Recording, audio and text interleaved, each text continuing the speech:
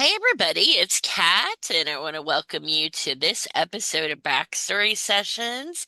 I'm joined today by my co-host Willie. Hey Willie. Hi, Kat. We got a great guest today. We're really excited to have with us author Gary Bryant. Gary is the creative mind behind the Ace of Hearts series and the upcoming finale, which is missing. And the audio adaptation Ace Johnson Mysteries with Heart. He's also interviewing survivors for a powerful tornado book project and helping to organize a community book fair. So today we're going to be, I suspect, talking storytelling, purpose, and really just getting to the heart and the backstory behind his work. If everybody's ready, we'll just dive right in. Um, Ready. all right, Gary Bryant. Let's start at the beginning. What first inspired you to write Ace of Hearts, and when did you realize that this story needed to exist? Well, that's kind of interesting. It was almost accidental. Of course, I was creative writing English person in college, and then I didn't write fiction for a long, long time. I did newspapers and magazines and things like that, and even had a little publishing company where I published newsletters. But I decided to create a Facebook page and share my short stories, which I started writing again, and I kind of got that idea from one of my creative writing instructors and a mentor, Gurney Norman, who just passed away just a couple months ago, Sure. and and Gurney had written an entire novel and a column um, on pages of a catalog called the Whole Earth Catalog. And I thought, well, if Gurney could do that, maybe I could use Facebook to do something similar. So I created that Facebook group and I started to share short stories and they would give me prompts and I'd write about those prompts and then one day, someone said, "Well, we want you to write a novel now." I said, "Okay." I said, "What do you want me to write about?" And some of the people said, "Well, we want you to write a mystery," and some said a romance. And my daughter had been in band in high school, and I thought I wanted a band kid in there. So that is really how Ace of Hearts came to be. I created a character. I had a character in mind first, and I started to write the book, and it's kind of the way I write. It's kind of my writing style anyway. I create a character, I have an idea of what the story is going to be, and then I let the character live their lives, and whatever they encounter is what they encounter, and the people they meet along the way become new characters in the book. Would you say it just kind of takes off on its own journey and you're just kind of the medium of it? Yeah, I would say that's a very good way to describe it. It's just, that's the way I kind of write all my books. I have they're all character driven, and when I say character driven, I mean literally the character is in the driving seat of the driver's seat of the book. Did anything like that a character did surprise you from the way you thought it was going to go?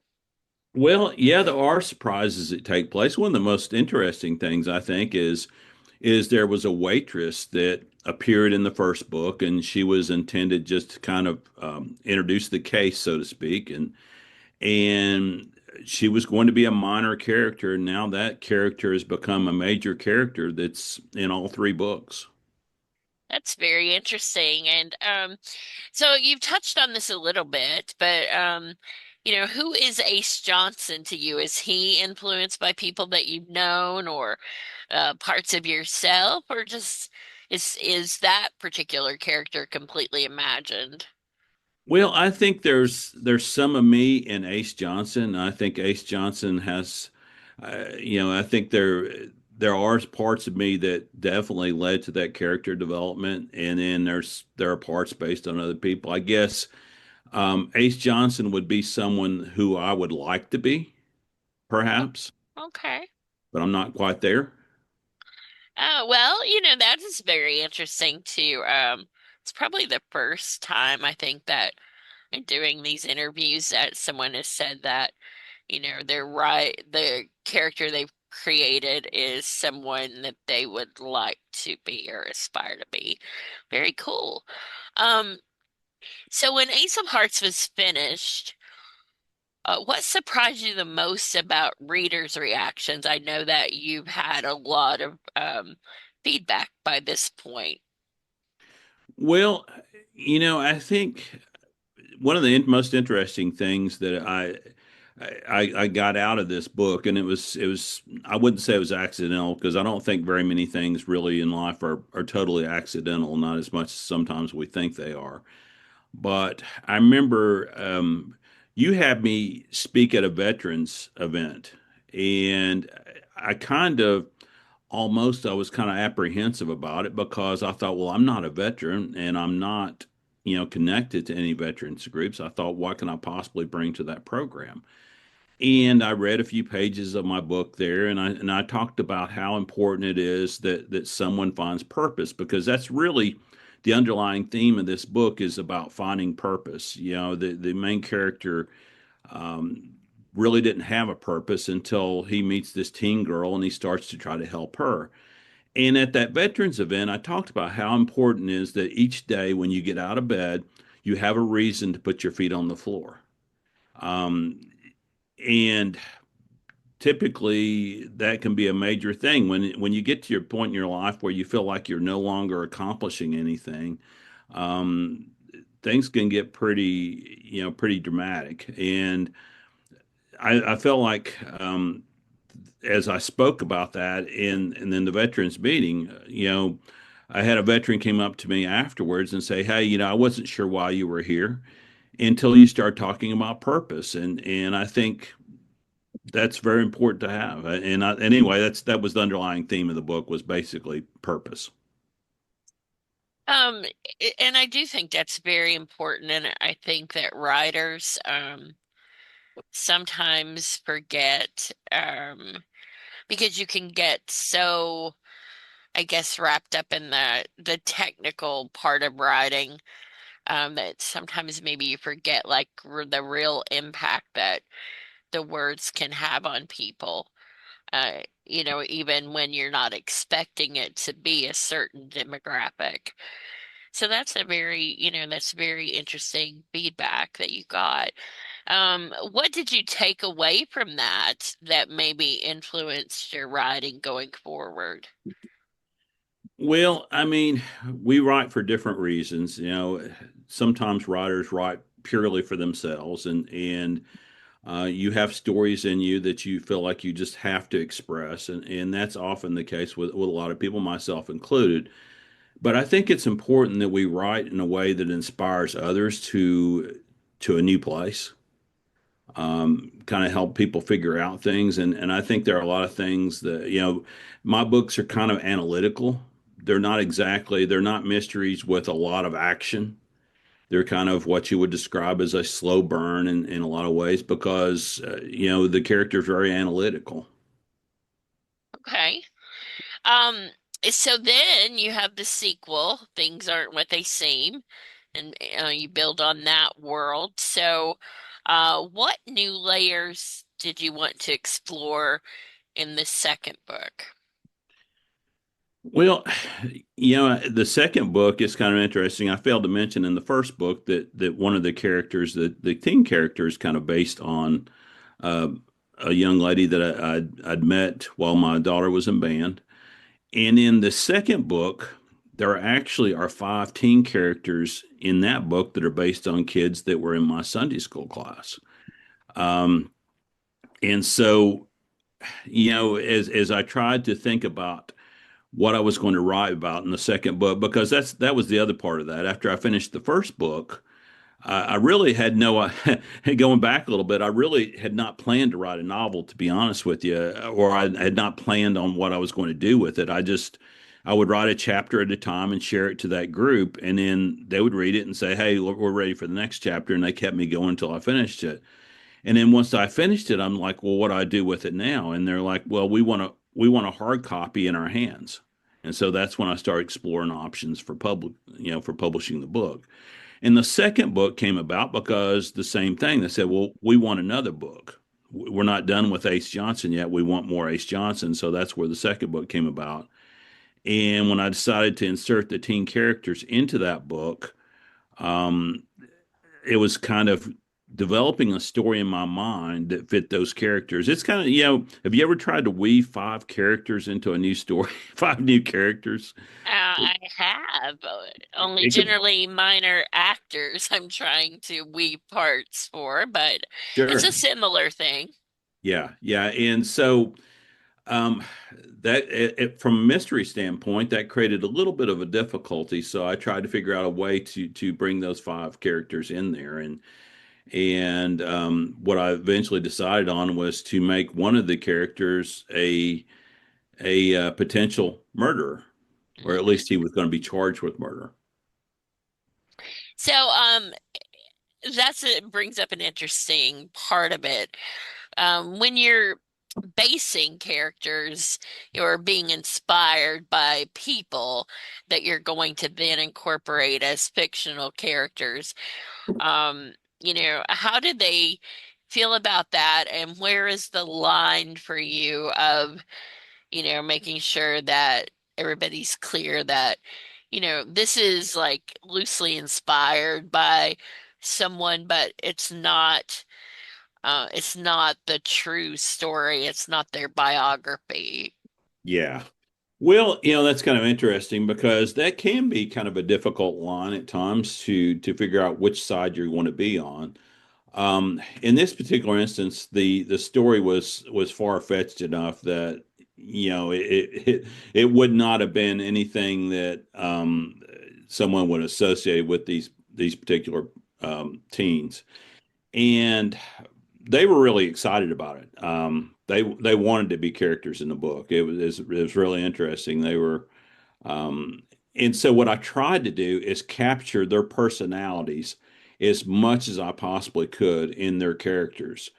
Although it's clear that everything in there is totally fiction. The story is completely made up, but the characters themselves were as much like those people as I could possibly get them. So you feel like almost it's a way of like you had the plot, which is fiction, but it was like if you could put these people into that plot, that's how you would see them reacting or how it would play out. Exactly. Okay, well, cool. Um, and I have just one more question about this series, and then Willie, we'll turn it over to you. You're now working on Missing, which is the final book in the series. So, or at least we think that. If there's something updated, you can tell us today. But how does it feel to wrap up a story that you've lived with for really, a good amount of time? hmm Yeah, it's been with me now for almost 5 years, or well, for 4 years anyway, and it's kind of bittersweet. And you, as a writer, I'm sure you understand this, but these people become your friends when you write about them. When you spend, literally, I've written about these people for 4 years now, almost every day, in some instances. Well, that is it is hard because after you write the final line, then you either will change your mind and add another one, or you move on to a new group of characters. And so it is bittersweet. I could see that. And so to be clear, right now, this is the final part of the trilogy. Yeah, I mean, as far as I know, this will be the last book of the series. Have other things to write and other projects to work on. I'm working on, as you said, the tornado book, and that one's going to be a very intense thing. I'm doing a lot of interviews for that book. So far I've done somewhere between 20 and 25 interviews, and I have a whole lot more to go. Once I finish Missing, then I'll turn my full attention to that, interviewing people for that book, and then I have at least one other fictional project I want to write that has nothing to do with Ace Johnson after the tornado book. So I just, and then I wanted to devote a lot more time and attention to the podcast, which I have, which is basically it's a podcast in name only. It's really more like a the old radio serials, actually. Okay, well, Willie, I think that's a good place to turn it over to you. Okay, well, he sort of answered one of my questions, why he's ending this series. So he sort of answered that one. Do you plan on later on creating another series with another character? Willie, I kind of, I don't really plan that far ahead. It's kind of interesting. I have stories that are in my head all the time, and I try to, some of them make it to into the computer, and some of them don't. You constantly, that's I may have a little bit of ADHD, I guess you would say, because there are constantly stories churning, and for so many years they never made it past my head, but now that's it's changing. But the next project I want to write, the next fictional project, is actually concerning my grandfather. It would be a book based on him. It'd be a fictional historical account of his life. He was a very interesting person. He was, when he was like 8, 10 years old, somewhere in that range, he actually carried moonshine for his dad across Pine Mountain in the dark. He made deliveries for him. And one day he was caught, he and his brother, and they sent them to Pine Mountain Settlement School to live and go to school. And as a teen, he was caught again. And this time the option was either go to the army or go to jail. And so he chose the army. So they sent him to the army in Hawaii. And this would have been like the 1920s. Um, and while he was there, he became a boxer and ended up being the base heavyweight champion boxer. And he was also there when they had the first flight from the mainland United States to Hawaii, which was kind of interesting. And then Wow, he came back to Harlan County after he was released from the army and became a union organizer during Bloody Harlan, which was also another. I mean, if you know anything about Bloody Harlan, there were a lot of people that were dying during that time. There were a lot of skirmishes between. That's when the Carnegies and the Fords owned the coal mines in Harlan County, and they needed the coal for their production. And so he lived in a company owned store or a company owned town rather, with his wife and later his children. And he was a very tough guy that not a lot of people mess with. He carried, a pistol all the time. And then the last 60 years of his life, he became a preacher. hmm, So So yeah, very interesting. But anyway, I want to write a fictional account based on his life. I think that would be that's going to require, again, a lot of research because you'll have to get the time periods right. Coal mines during that time period, Bloody Harlan, you'll have to get, what did an army base look like in the 1920s in Hawaii? And there's just going to be a lot of research to make sure you get all the time period right. interesting. Well, do you plan to make a podcast of your the last two books of the A series? Well, I'll have to see. Right now the plan is to do it because it's going to take a while. We do about one episode a month. It takes about 2 hours to record the episode, and then there's about 6 hours of editing into the sound effects and getting make sure we get the best take and everything for the podcast, and then it's finally released. And with all the actors involved, and it takes a while to get everybody's schedules lined out. We usually have maybe 1 or 2 days a month where we actually can get everyone together to record. So it takes a while. And right now we've released 7 episodes, and so it's going to take about the book is 24 chapters, and each episode equals the chapter. So you're looking at 2 years just to finish the first book. Okay, So I don't think past there. Who knows what technology may exist in 2 years? that's true. That is true. But we just Well, have a great time with that, and several of the actors have said that they would do that for a living if they could because it's just a lot of fun to do it. uh-huh. Uh, Okay. so, what's been the biggest challenge in translating the book into sound and performance?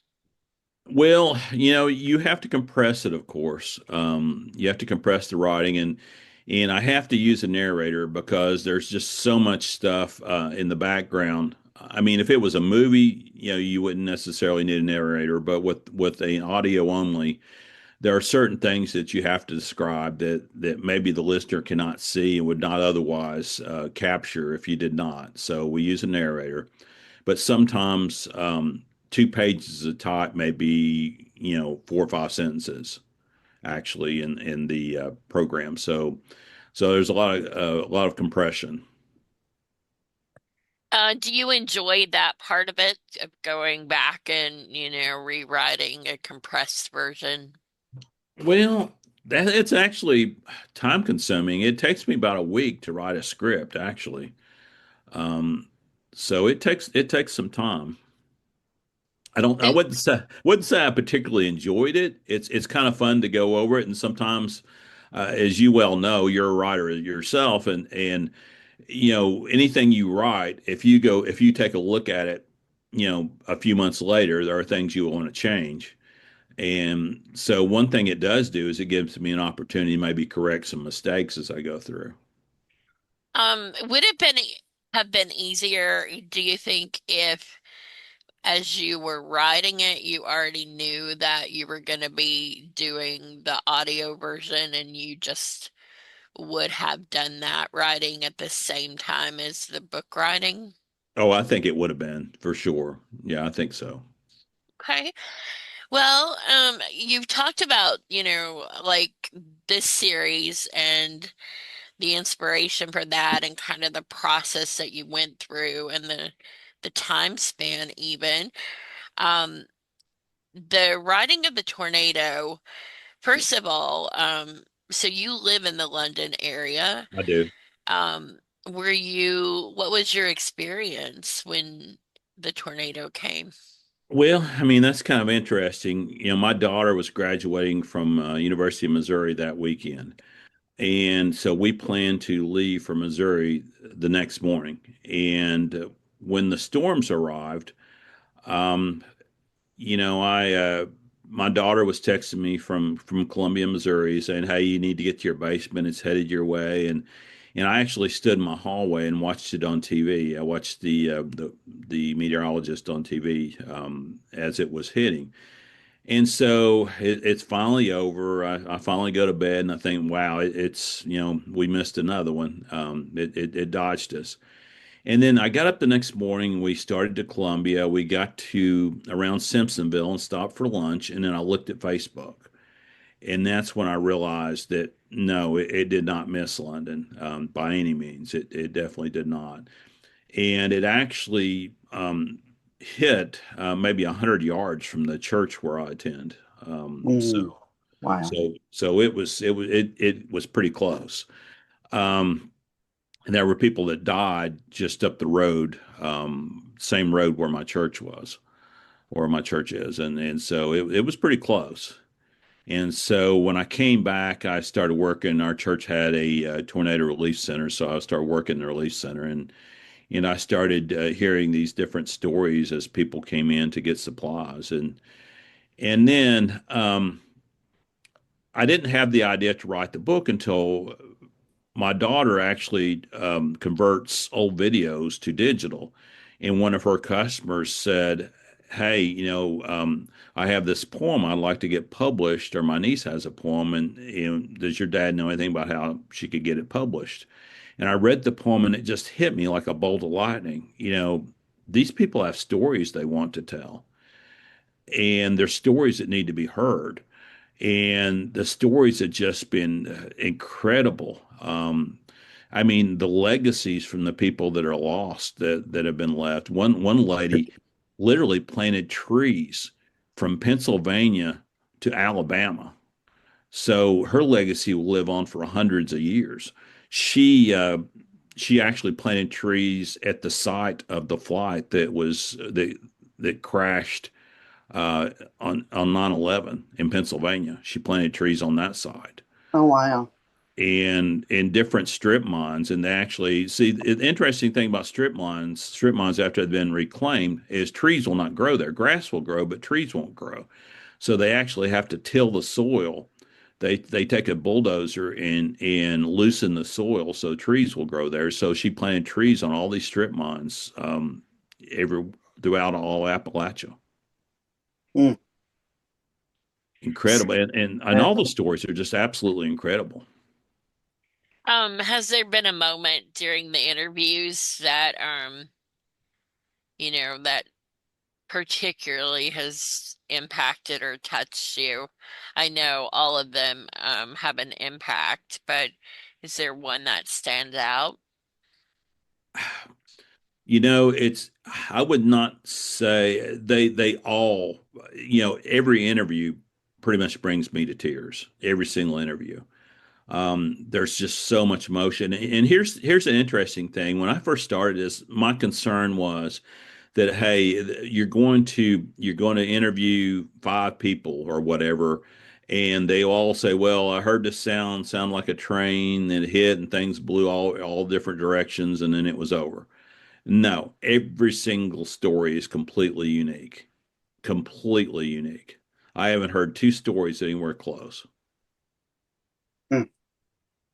And Um, they're fascinating. how do you process it? Hearing the stories and the emotion.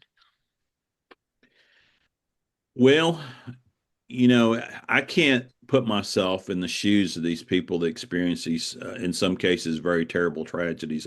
I can't do that. They lived an event that was totally unique to them. But I will say that the impact on me after I hear each story, it leaves something with me. It gives me a different respect and a different perspective than I would have had I not interviewed these people. You have the tendency to break things like this down to a little bit of footage that you see on TV, and there's so much more. Yeah. That's how it was when we did our resilience play. Mhm. Yeah. It's just, I've never been through a tornado. I've got a friend that was in Myrtle Beach one year, several years ago, and there was a tornado came through, but I couldn't imagine what those people went through. I mean, it's just surreal to Yeah. me when we were performing our resilience play. Yeah. It's I mean, just to give you a kind of some of the things, kind of highlights. One lady I interviewed, she was in a mobile home, a single wide mobile home with her 2-year old son. And a storm hit earlier that day that some people have forgotten about. But that knocked out her power, or knocked out her internet rather, in her TV. And she needed Wi-Fi assist in order to have a cell phone signal there where she lived. So she had no cell phone. And so people were calling her to tell her the tornado was headed her way, and she got none of the calls. Her 2-year Yeah. old was already in bed. She hears the sound that she recognized. She just knew that it was a tornado. And so she starts to run to her little boy to get him, to protect him. She doesn't even make it to his room. It picks the entire mobile home up and throws it. Oh my God. And and they're flying through the air. It drops her out on the road. She's sure that her little boy's dead. And somehow through all this, I mean, imagine, electricity is off. You have some flashes of lightning, but somehow she sees her 2-year old son's face in a pile of debris. And she starts to go to him, and then she starts to hear him cry. And she had like her washer and dryer and her refrigerator landed behind her. And she said she could see the tornado as it exited her neighborhood and moved into the next neighborhood. But Can you imagine the relief that she felt when her 2-year-old started to cry?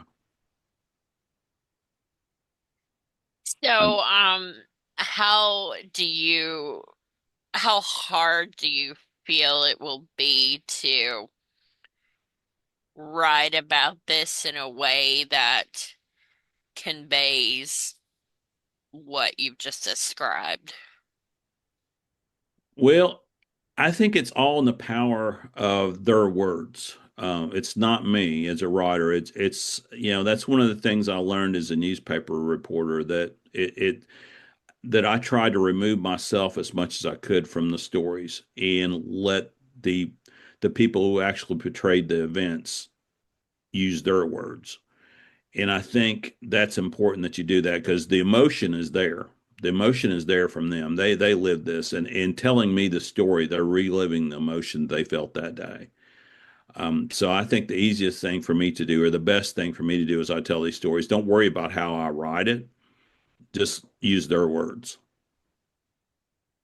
So, when do you think the book will be completed? It's going to take a long while because here's kind of the pattern or kind of the formula that I'm thinking about. I'm going to do a prologue that will just be a general information about tornadoes. And my daughter, I told you she went to the University of Missouri. She was a journalism major there. And one of her professors covered the Joplin tornado. I don't know if you remember that, but that was one of the worst tornadoes in the history of the United States. And so I'm going to see if I can possibly connect with him to interview him and talk about tornadoes in general and breaks it down to how many tornadoes a year and how they form and about Kentucky and statistics and things like that. And then I'll have a chapter about that particular storm that hit that day. And I interviewed Bill Mack, and he gave me a lot of information about it. It was kind of a unique storm in the fact that most of the tornadoes that we experience are rain-wrapped tornadoes. They're not really that severe, usually F0 to F2. They're not usually supercell tornadoes. That particular tornado was a supercell tornado that hit that day. There were no storms that funneled energy off that happened in Tennessee or Alabama. That's usually what happens as the squall line moves west toward us. That didn't happen that day. And the storm that hit at 2 o'clock that day actually created a frontal boundary, which allowed energy to build behind that frontal boundary. And it was just food for that storm as it came to us. And so there were a lot of unique characteristics in that storm. So that will be a chapter. And then the next thing I'm going to do is I'm actually pinpointing all the addresses as I interview these people. And so I'm going to tell the stories in chronological order as the storm made it to them. So you can actually, in the stories, you'll be able to trace the path of the storm.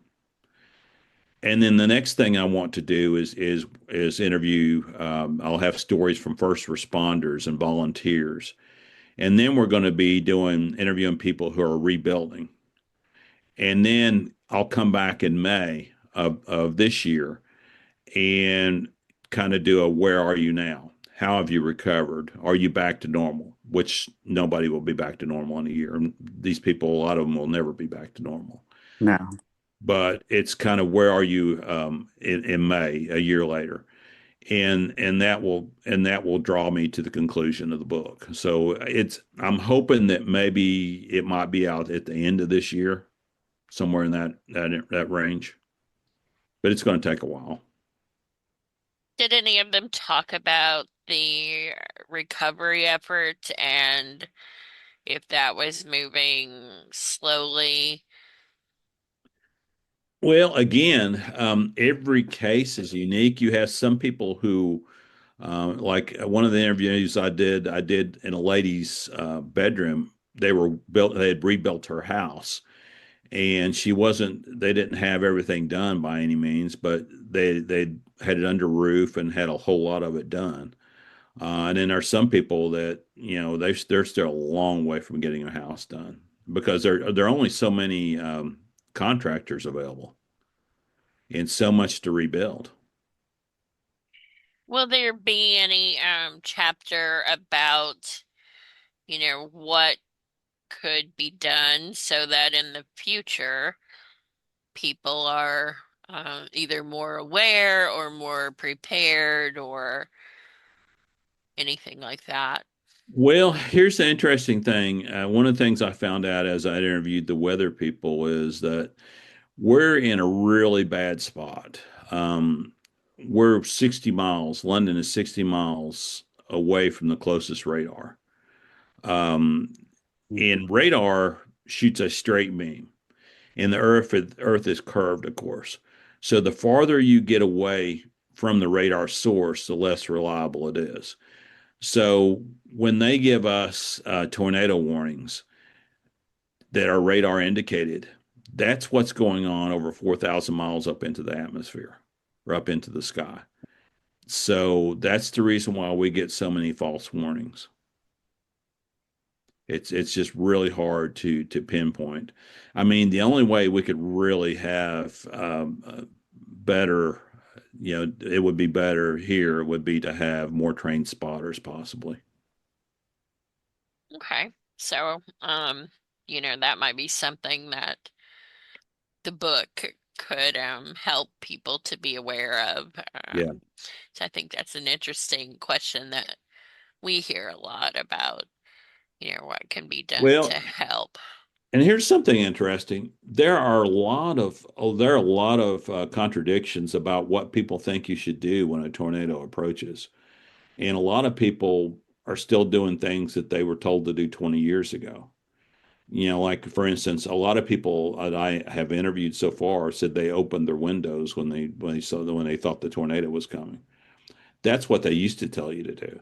Now they tell you to close those windows. You should close all the windows and all the doors, interior doors, everything. And the reason why you're supposed to do that is because the pressure actually gets underneath when it's allowed to come into the house. It gets underneath and actually there's a greater chance of lifting the roof off. They used to think it was just the opposite that if you didn't that you open the windows to relieve the pressure. That's just the opposite of what they say now. But a lot of people I talk to actually open the windows and doors. Interesting. So, it sounds like at least from this writing experience that you're learning some factual things, whereas, Hmm. you always learn when you're writing something, but Absolutely. it isn't always like facts that can help you, you know. Sometimes it's just like a personal awakening or something like that with writing. Well, you have a lot going on, multiple creative projects at once. How do you stay organized when you're, you know, putting out a book and doing production and audio production of another one and, winding down on a series and a tornado book and interviews? And then, of course, we're going to talk about the book fair, but Yeah. how do you stay organized? Well, I'm pretty good at compartmentalizing things. I tell myself, well, I'm going to work 2 hours on this today, and I'm work 2 hours on this other project today, and I'm pretty good at putting everything in its place. I've always been a busy person, and I like staying busy, so I've kind of gotten used to juggling a lot of different things. So do you write? So tell us what a day is like as far as writing for you and how Well, much time. I like to get up and in the morning, I like to do most of my writing in the morning. It just seems like I don't know for some reason coming off sleep. Um, maybe it's dreams. I don't know what it is, but in the mornings it seems like I really feel like writing in the mornings. And the other time I write, interestingly, is just before I go to bed. Those two times are my best writing times. Well, I'm with you on the nighttime one. Hmm. Not so much of the morning. Yeah. Um, Well, I have to get in a cup of coffee or two before I can write in the morning, but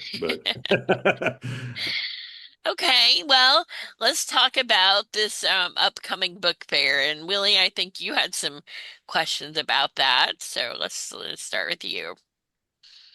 Yeah, of course I know what a book fair is, but what exactly is yours going to be involved? Well, Willie, it's I've done a lot of events. I don't enjoy selling books online because, to be honest with you, Kat, you've probably seen this. If you get on there, there are 5 million people all trying to sell books online, and so no matter what you do, you're a drop of water in the ocean. And I really, really enjoy selling books in person. I really do. And, I can tell the story and I can talk to them about characters and talk to them about why they like to read and what types of things they like to read. And I just really enjoy the people aspect of being in front of someone. And but the problem is I've done a lot of events lately, and the first question I have to ask, there've been craft fairs and that sort of thing, and the first question I have to ask someone is, are you a reader? And well, not surprisingly, is given, I mean, I saw a thing where 28% of the nation now is basically illiterate. And when I say illiterate, they can read words, but they don't comprehend because they don't read for fun and they don't read for comprehension. So anyway, the first question is do you read? And most of the time the answer is no. And so I just thought it'd be really nice to do an event where my first question isn't, are you a reader? The first question would be, what genre do you read? And so I wanted to try to do an event that would showcase local writers because we have quite a few writers in this area. And I also wanted to showcase people who may not have a whole lot of exposure. And so I kind of created a Facebook group and I put it out there and originally it was intended just for writers from southeastern Kentucky, but I started getting people from Indiana and Virginia and Tennessee and Ohio that wanted to be a part of it, and so we're going to hold our first organizational meeting this Tuesday, I think. Well, yeah, Tuesday we're going to hold our first organizational meeting, and it's really just getting started, and there's a lot of different directions we can go with it. I mean, I want to do a thing where we have some readings. I want to have question and answers with authors, and um, I've done planning of events in the past. I haven't done book fairs. I'm going to lean into some other people that have been a part of book fairs. I have a guy that's joined the group that works on one in Louisville. And so we're going to try to lean on some of their expertise. But, I put together some very large events. I've been on planning committees that put together large events in the past. So I have experience planning events. I just don't have experience with book fairs. So they should be able to help in those instances. And I'm not really sure exactly where it's going to be right now. That's one of the things we'll decide. There's a lot of things to be decided at this point. We're just kind of getting started, and I'm not sure exactly when it's going to take place. But one thing for certain is it will happen. That's kind of that my personality, Willie. If I decide to do something, I'm going to do it. And I don't think about things as to obstacles. I figure out how to go around obstacles. I don't let obstacles stop me. Okay. But there are a lot of people really interested in it, and I'm looking forward to it. Okay. Well, I think that's great. And, Yes. writers, it's always nice when writers have opportunities in this Well, area and, well, all there's across. there's a lot more. One of the things that we want to do, someone else that was in the group expressed interest in creating a book fair in their area. And what I would like to eventually do is to build a network of regional book fairs. And then we could use that to create a marketing arm so that now instead of being a drop of water in the ocean as the authors that participate in this, now we would be a bucket of water in a pond. So it gives us a lot more marketing opportunities, I think, that we could build from the ground up and then use that to elevate our status, across a broader scale. Um, yes, because, for writers, it's very important to be recognized, have your name recognized, or if someone buys your writing and they like it, then you have a good chance of having a return customer. Um, Hmm. so, the more people you can reach out to, that's obviously the more potential sales for the future. Hmm. Um, so what advice do you give to someone who's got a story in their heart, but they just somehow haven't found the courage to start telling it yet? Well, you know, like I said, I earlier, I didn't write for 35 years. And what I needed to do, what I did when I created that Facebook group is I created accountability. And I talked to someone just last week and they had a book that they wanted to write but they've been having a hard time getting started. I told them, so look, find somebody that will hold you accountable to write. Find somebody that's going to ask you every day or on a regular basis anyway, have you written anything today? And you'd be surprised how much difference that'll make. Because you have no room for being lazy when someone's holding you accountable. Do you feel like what do you think's the biggest obstacle that's so for you even you know over the 35 years, what was it that kept you from writing during that time? Life.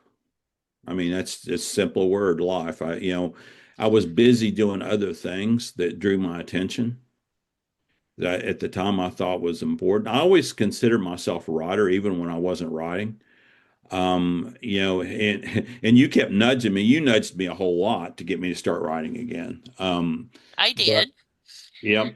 But I just had other things going on and I just did not sit down and actually do it. I mean, that's really what it came down to. And that's the reason why I know three or four people that are in that situation now with stories to tell that I'm just trying really hard to get them to sit down and start writing. And, I'll be glad. I try to offer as much assistance as I possibly can to new writers, or people who are writers that are kind of, um, step back, so to speak, and because I encourage everyone to tell their stories. And I think as writers, we need to help other writers.